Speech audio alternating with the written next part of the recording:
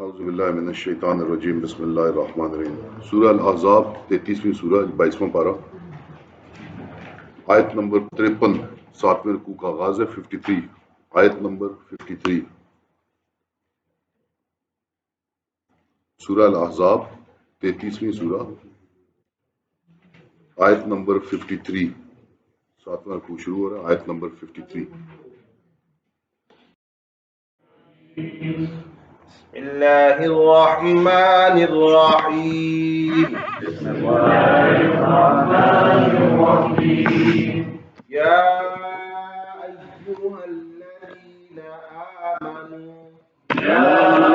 أيها الذين آمنوا لا تدخلوا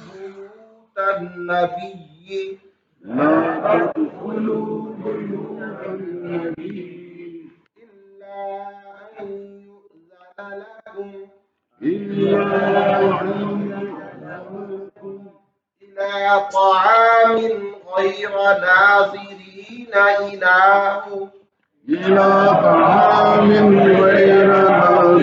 إناه ولكن إذا دعيتم فادخلوا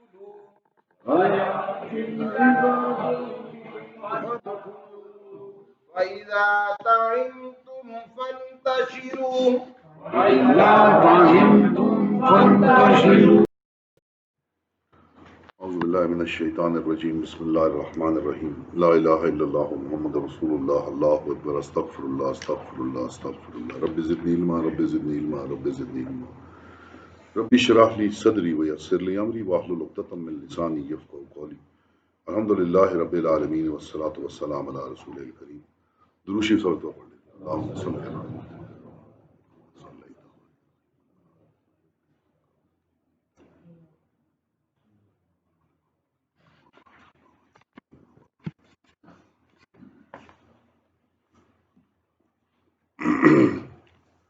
پچھلے رکوع میں ہم نے دیکھا کہ جو معاملات تھے نبی پاک صلی اللہ علیہ وسلم کے گھرانے کے اندر کے اس کے بارے میں احکامات آئے اور نبی پاک صلی اللہ علیہ وسلم کے لیے جو آسانیاں جو مقرر کی گئیں وہ سارے احکامات تھے۔ آج کے جو ہم نے پڑھنا ہے اس کے اندر بالخصوص تو نبی پاک صلی اللہ علیہ وسلم کے حوالے سے ذکر ہو رہا ہے، لیکن ظاہر ہے یہ معاشرتی آداب ہیں اور ان معاشرتی آداب سے ہمیں بھی سیکھنا چاہیے۔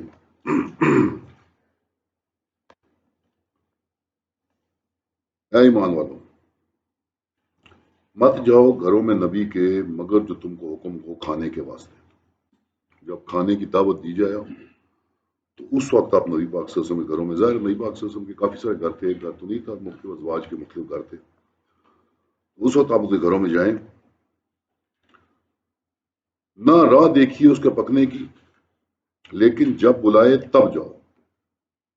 یہ نہیں کہ آپ کو کھانے کی دعوت دی گئی ہے، 8 بجے کا ٹائم ہے اور آپ جناب 6:30 بجے جا کے بیٹھ گئے ہیں اور بیٹھے انتظار کر رہے ہیں اور گپے مار رہے ہیں۔ جو 8 بجے کا ٹائم، جس ٹائم پہ آپ کو دعوت دی گئی ہے، اس وقت آپ اس گھر میں جائیں، نبی پاک صلی اللہ علیہ وسلم کے گھر میں۔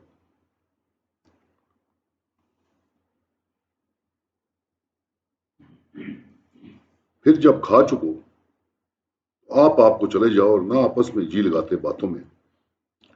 جب کھانا کھا چکو تو پھر وہاں سے نکلو کہ نبی پاک صلی اللہ علیہ وسلم کی مصروفیات کا احساس کرو، ان کے اور بڑے کام ہیں، ان کا اپنا ایک مشن ہے، ان کے اپنے ایک مصروفیت ہے، لہٰذا جب کھانا کھا چکو تو وہاں پہ گپے مارنے کے لیے نہ بیٹھ جاؤ، بس نکلو وہاں سے۔ یہ معاشرتی آداب کا یہی حصہ ہے کہ جب آپ کسی جگہ دعوت پہ بلایا جائے تو آپ اینڈ ٹائم پہ دعوت پہ جائیں، جو وقت آپ کو دیا گیا اس پہ جائیں۔ اور اس میں دیکھیں بین السطور یہ بات بھی بڑی واضح ہے کہ جو وقت آپ کو دیا جاتا ہے اس وقت پہ جائے، یہ نہیں کہ جو ہم لوگوں نے بھی رواج بنائے ہوئے ہیں کہ وقت ہمیں 8 بجے کا دیا جاتا ہے اور ہم 11 بجے جا کے جاتے ہیں، میزبان کو بھی تکلیف اور باقی معاملات ہیں۔ تو جس وقت پہ آپ کو کھانے میں بلایا جائے اس وقت پہ آپ جائیں، اور کھانا کھانے کے بعد آپ میزبان کی مصروفیات کا اندازہ لحاظ کرتے ہوئے آپ وہاں سے اٹھ جائیں بلاول۔ ہاں، اگر میزبان آپ کو خود بیٹھنے کے لیے کہے یا کوئی بات کہے تو وہ معاملہ الگ ہے۔ اس بات سے تمہاری تکلیف تھی پیغمبر کو کہ تم سے شرم کرتا اور اللہ شرم نہیں کرتا ٹھیک بات بتانے میں، کہ یہ جو تمہارا طریقہ کار تھا کہ تم جو جا کے بیٹھ جاتے تھے وہاں پہ، اب آپ ذرا ذہن کے اندر ویسے لائیں کہ نبی پاک صلی اللہ علیہ وسلم کے گھروں کی کیفیت کیا تھی۔ اتنے اتنے تو گھر تھے، مطلب مشکل سے تو جگہ تھی وہاں پہ لیٹنے کی 2 آدمیوں کی۔ تو آپ خود سوچیں جب کوئی دعوت تھی تو روایات میں آتا ہے کہ بی بی عائشہ جو ہے وہ چادر اپنے اوپر کر کے تو دیوار کی طرف منہ کر ایک کونے میں بیٹھ جاتی تھی اس دوران دعوت پیچھے جو ہو رہی ہوتی ہے۔ آپ خود سوچیں کہ اگر وہاں بیٹھ جائیں دیر تک انتظار کرتے رہیں تو کتنی تکلیف نبی پاک صلی اللہ علیہ وسلم کو، امہات المومنین کو کتنی تکلیف۔ فرمایا کہ نبی پاک صلی اللہ علیہ وسلم، ظاہر ہے نبی پاک صلی اللہ علیہ وسلم تو رحمت للعالمین، وہ تو کسی کا دل دکھانے کا بالکل ان سے بات نہیں ہو سکتی تھی، وہ شرم کرتے تھے، وہ تو نہیں کہہ سکتے تھے اٹھنے کے لیے۔ تو اللہ تعالیٰ نے فرمایا کہ اللہ کسی معاملے میں شرم نہیں کرتا، اللہ تمہیں ٹھیک بات بتا رہا ہے کہ جو معاملہ ہے، جو آداب ہیں کسی کے گھر جانے کے، اور جب مانگنے جاؤ بیویوں سے کچھ چیز کام کی تو مانگ لو پردہ کے باہر سے، اس میں خوب ستھرائی ہے تمہارے دل کو اور ان کے دل کو، اور نہیں پہنچتا تم کو کہ تکلیف۔ اچھا اب یہ دیکھیں کہ یہ امہات المومنین جگہ جگہ ذکر ہو رہا ہے، اس کے باوجود یہ حکم ہے کہ امہات المومنین کے سامنے بھی آپ حجاب سے پرے بات کریں۔ اگر شیطان کسی پہ کا زور چلتا ہے تو ہم پہ زیادہ چلتا ہوگا جو امہات المومنین پہ زیادہ چلتا ہوگا؟ ہم پہ زیادہ چلتا ہے نا، ہمارے پہ زیادہ امہات المومنین پہ تو اتنا زور نہیں چلتا ہوگا۔ ان کے لیے بھی یہ حکم کیا جا رہا ہے کہ جب امہات المومنین سے کوئی چیز مانگنے جاتے ہو، کوئی گھر کی چیز ہے، کوئی حکم ہے، کوئی نبی پاک صلی اللہ علیہ وسلم نے بھیجا ہے کوئی گھر سے یہ چیز لے آؤ، پردے کے پیچھے سے بات کرو۔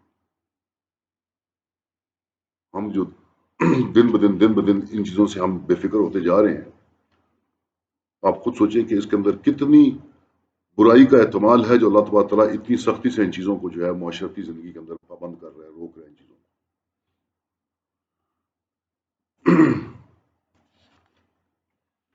پھر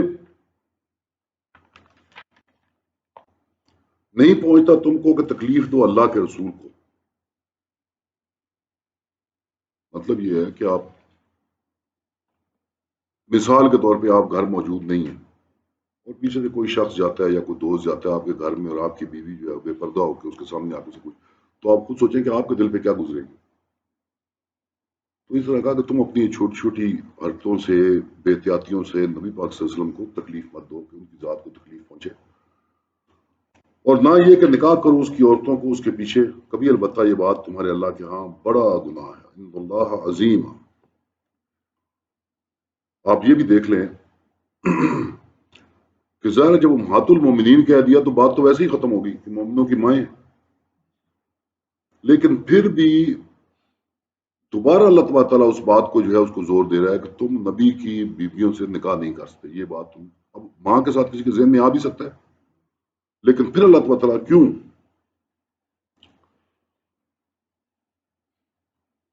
غلیظ معاشروں کے اندر جو غلاظت ہے جس سے اب ہم واقف بھی ہیں، اس کے پیچھے ہم اکثر لوگ بھاگنے کی کوشش بھی کر رہے ہیں، ہم سب اس سے واقف ہیں۔ اللہ تبارک و تعالیٰ معاشرے کو غلاظت سے بچانے کے لیے بہت ہی سخت احکامات اور بڑے زور دے کے کہہ رہے ہیں کہ یہ معاشرے کو غلاظت سے بچانے کے لیے اپنے گھروں کے معاشرے کے آداب سیکھیں۔ کیوں؟ کیونکہ شیطان سے محفوظ جانے کا طریقہ یہی ہے کہ آپ احتیاط کریں، اور یہ تمام رکاوٹیں رستے پہ اس لیے رکھی گئیں کہ ہمارے جذبات، ہمارے اندرونی معاملات سب سے اللہ واقف ہے، مرد کے، عورت کے، فطرت، جذبات سب سے اللہ واقف ہے۔ تو وہ جتنا زیادہ کوئی جذبہ ہوتا ہے، جتنا زیادہ جس جگہ سے شیطان کا احتمال زیادہ ہوتا ہے، اتنی زیادہ اس کو جو ہے وہ لگامیں ڈالی جاتی ہیں۔ جو بھی آپ دیکھ لیں قرآن کے اندر بھی، مذہب کے اندر بھی، جو جذبہ جتنا زوراور ہے اتنی زیادہ اس کو لگامیں ڈالی گئی۔ فرمایا کہ یہ بات تمہارے اللہ کے ہاں بڑا گناہ ہے، بہت بڑا گناہ ہے کہ اگر یہ بات کہ تم اگر نبی پاک صلی اللہ علیہ وسلم کی یعنی کہ اپنی امہات المومنین سے سوچو بھی شادی کا۔ گناہ نہیں عورتوں کے سامنے کا اپنے باپوں سے، اور نہ اپنے بیٹوں سے، اور نہ اپنے بھائیوں سے، اور نہ اپنے بھائی کے بیٹوں سے، اور نہ ہی اپنی بہن کے بیٹوں سے، اور نہ اپنی عورتوں سے۔ نہ اپنی عورتوں سے مراد یہ مسلمان عورتیں یا آپس کی عورتیں، اپنے رشتہ دار عورتیں یا مسلمان عورتیں، اور نہ اپنے ہاتھ کے مال سے، اور ڈرتیاں رہو اللہ سے، بے شک اللہ کے سامنے ہے ہر چیز۔ اب جو پوٹینشل کو کیا کہیں گے اردو میں؟ ممکنہ جذبات یا سوچیں جو ہو سکتی ہیں، اللہ تعالیٰ نے فرمایا کہ اللہ ان سب سے واقف ہے، سب کو دیکھ رہا ہے۔ جو ممکنہ جذبات یا سوچ آپ کے دل میں ہو سکتے ہیں، ان اللہ کانا علی کل شیء شہیدا، اللہ ہر چیز کو دیکھ رہا ہے۔ اور پھر بتا دیا کہ یہ لوگ ہیں جن کے سامنے آپ بغیر پردے کے جا سکتے ہیں، لیکن بغیر پردے کے رہنے کے باوجود آپ نے تقوی کا دامن نہیں چھوڑنا، آپ نے اپنی احتیاط، اپنی ڈگنیٹی اس کے ساتھ آپ نے رہنا ہے، کیونکہ اللہ تعالیٰ نے فرمایا کہ میں ہر چیز کو جو ہے وہ دیکھ رہا ہوں، ہر چیز میری نگاہ کے سامنے ہے۔ ان اللہ و ملائکتہ یصلون علی النبی یا ایھا الذین آمنوا صلوا علیہ وسلموا تسلیما۔ بہت اہم آیت ہے، بہت ہی چند ایسے اذکار ہیں، بہت ہی چند ایسے اذکار ہیں جن کو اللہ تعالیٰ نے خاص طور پہ قرآن میں حکم دیا کہ آپ یہ ذکر کریں۔ اللہ کی بڑائی بیان کرنے کے لیے کہا، اللہ کی اپنی حمد بیان کرنے کے لیے کہا، بہت چند ایک اذکار ہیں۔ تو یہ آپ دیکھیں کہ یہ دعا جو ہے درود شریف جسے ہم کہتے ہیں، درود ابراہیمی سے کہتے ہیں، درود شریف کہتے ہیں، اللہ تعالیٰ نے حکم کہا کہ اللہ اور اس کے فرشتے رحمت بھیجتے ہیں رسول پر، اے ایمان والو رحمت بھیجو اس پر اور سلام بھیجو سلام کہہ کر۔ اب یہ بڑی اہم آیت ہے، باقی تو ایک لمبی تفسیری بحث ہے کہ اللہ کا صلو علی اس کا کیا معنی ہے، فرشتوں کا صلو علی کا کیا معنی ہے، ہمارا صلو علی کہنے کا کیا معنی ہے، بحث ہے، وہ ایک علمی بحث ہے، اس کے اندر میں جانے کی ضرورت نہیں ہے۔ ہمیں جو چیز غور طلب ہے، وہ ہے وَسَلِّمُوا تسلیما۔ ہم سلموا تسلیما کا ہم آرام سے یہ معنی کرتے ہیں کہ جی ان پہ سلام بھیجیں، ٹھیک، یہ معنی بھی ٹھیک ہے، اس میں کوئی حرج نہیں، لیکن سلمہ جو ہے وہ اسلمہ سے مبالغہ ہے، اسلمہ سے مبالغے کا صیغہ ہے۔ ایک معنی جس ہم کہتے ہیں کہ جی سلام بھیجو،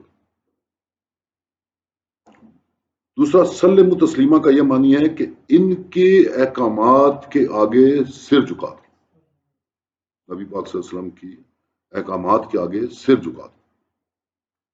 تو یہ معنی، دونوں معنی جو ہے وہ غور طلب ہے۔ ایک تو آپ نبی پاک صلی اللہ علیہ وسلم پہ سلام بھیجیں، سلام و صلوات بھیجیں، اور دوسرا جو نبی پاک صلی اللہ علیہ وسلم کی انسٹرکشنز ہیں، جو ان کی حدیث ہے، جو ان کی سنت ہے، اس کے آگے سر جھکا دو۔ یہ دونوں معنی اس کے اندر بہت زیادہ غور طلب ہے۔ جو لوگ ستاتے ہیں اللہ کو اور اس کے رسول کو، یہ بڑی غور طلب بات ہے، ذرا اس پہ دھیان دیجیے گا، اس کے اوپر ہم بعد میں بات کرتے ہیں۔ ان دونوں چیزوں کو میں اکٹھا کر کے ایک چیز آپ کے سامنے رکھوں گا۔ جو لوگ ستاتے ہیں اللہ کو اور اس کے رسول کو، لعنہم اللہ فی الدنیا والآخرہ، پھٹکار ہے ان پہ، اللہ کی رحمت سے دور ہو جاتے ہیں وہ دنیا اور آخرت میں، اور آخرت رکھی ہے ان کے واسطے ذلت کی مار۔ اللہ کو تو ستایا نہیں جا سکتا، اللہ کو تو کوئی نہیں ستا سکتا، یعنی کہ نبی کا ستانا جو ہے وہ اللہ کو تکلیف دینا ہے یا اللہ کو ستانے کے بعد۔ اب میں ایک چیز جو بالخصوص ہمارے معاشرے کے اندر بہت عام ہے، میں اس کے حوالے سے کچھ بات کروں گا۔ درود شریف کے بارے میں آپ جانتے ہوں گے، ایک بڑی مستند حدیث موجود ہے کہ مجھ پہ درود بھیجا کرو، کیوں کہ تم جو درود سلام مجھ پہ بھیجتے ہو میرے آگے پیش کیا جاتا ہے۔ علمی بحث جو کرنا چاہے وہ ضرور کرے، میں بڑی سیدھی سی بات کرتا ہوں کہ ہمیں نہیں پتا کیفیت پیغمبر کی اور امتی کی موت کی، لیکن یہ ہم حدیث اور قرآن سے جانتے ہیں کہ پیغمبر کی موت کی کیفیت اور ہے اور امتی کی موت کی کیفیت اور ہے۔ مثال کے طور پہ نبی پاک نے فرمایا کہ پیغمبروں کو جسموں کو مٹی نہیں کھاتی، حدیث موجود ہے۔ پھر نبی پاک صلی اللہ علیہ وسلم کی جو حدیث معراج ہے وہ بڑی غور طلب ہے۔ نبی پاک صلی اللہ علیہ وسلم نے فرمایا کہ میں وہ ٹیلا جانتا ہوں، پہچانتا ہوں، جس میں نے دیکھا کہ موسیٰ کھڑے قبر میں نماز پڑھ رہے تھے، کہ میں نے دیکھا کہ موسیٰ اپنی قبر میں نماز پڑھ رہے تھے، وہ ٹیلا میں پہچان سکتا ہوں۔ اور پھر حضرت نبی پاک صلی اللہ علیہ وسلم جب 5ویں آسمان پہ گیا تو میری موسیٰ سے ملاقات ہوئی. اسی لمحے تو قبر میں نماز بھی پڑھ رہے تھے اور اسی وقت 5ویں آسمان پہ بھی موجود تھے. یہ جو آپ حدیث پڑھیں گے صحیح بخاری مسلم دونوں کے اندر موجود ہے حدیث جو ہے معراج کی. تو ایک بات طے ہو جاتی ہے، میں علمی اور لاجانی بحثوں میں نہیں جانا چاہتا. ایک بات طے ہو جاتی ہے ہمیں حدیثوں سے کہ پیغمبر کی موت کا امتی کی موت سے فرق ہے. پیغمبر کی کیفیت کچھ اور ہے، امتی کی کیفیت کچھ اور ہے. تو نبی پاک سے فرمایا کہ جب تم میرے پہ اسلام بھیجتے ہو تو مجھے پیش کیا جاتا ہے. تو علماء کی یہ رائے ہے کہ امت کے خاص خاص جو بڑے معاملات ہیں وہ نبی پاک صلی اللہ علیہ وسلم کے آگے پیش کیے جاتے ہیں. واللہ یہ بات ذہن میں رکھیں. اس پر اللہ تعالیٰ نے فرمایا کہ جو تکلیف پہنچاتا ہے پیغمبر کو اور اللہ کو، وہ اللہ کی رحمت سے دور ہو جاتا ہے. میں اس چیز کی بات کروں گا جس سے ہمارا تعلق ہے ڈائریکٹ. کیا نبی پاک صلی اللہ علیہ وسلم کو اپنے صحابہ کی جماعت سے محبت تھی کہ نہیں تھی؟ کوئی شک اس میں؟ کیا نبی پاک صلی اللہ علیہ وسلم کو اپنے اہل بیت سے محبت تھی کہ نہیں تھی؟ کوئی کسی میں شک کہ نبی پاک صلی اللہ علیہ وسلم کو اپنے اہل بیت سے محبت نہ ہو یا نبی پاک صلی اللہ علیہ وسلم کو اپنے صحابہ سے محبت نہ ہو. ہم جو بے معنی اور لایانی بحثیں کرتے ہیں اپنا علم جمانے کے لیے، اگر خدا نہ خواستہ ہمارے منہ سے کوئی ایسی بات نکل جائے کہ پیغمبر کا دل دکھ جائے اہل بیت کے حوالے سے یا صحابہ کی جماعت کے حوالے سے، ہم دنیا میں بھی اللہ کی رحمت سے دور ہو گئے اور ہم آخرت میں بھی اللہ کی رحمت سے دور ہو گئے. یہ ہماری زندگی کا پریکٹیکل نقطہ ہے. ہر وقت چھوٹی بڑی مضمون بغیر سوچے سمجھے. تو میں نے آپ کو قرآن و حدیث سے یہ بات ثابت کی کہ یہ بات سمجھنے کی ہے کہ پیغمبر کی موت کی کیفیت اور ہے. میں علمی بحثوں میں نہیں جانا چاہتا. میں نے آپ کو حدیثوں سے بتایا کہ پیغمبر کی موت کی کیفیت اور ہے، امتی کی موت کی کیفیت اور ہے. اور نئی بات ان کی حدیث موجود ہے کہ جب تم مجھ پہ اسلام بھیجتے ہو تو اسلام میرے سامنے پیش کیا جاتا ہے. یہ جو ہم لاجانی بے معنی بحثیں کرتے ہیں بغیر علم رکھے، وہ دونوں جماعتیں جو نبی پاک صلی اللہ علیہ وسلم کو بہت عزیز تھی، اہل بیت بھی بہت عزیز تھے اور صحابہ کی جماعت بھی بہت عزیز تھی. اگر خدا نہ خواستہ ہمارے منہ سے کوئی ایسی بات نکل جائے پوائنٹ سکورنگ میں،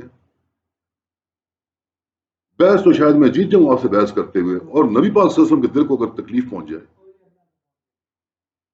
تو پھر دنیا اور آخرت میں اللہ نے فرمایا کہ میری رحمت سے دور ہو لعنت پڑے.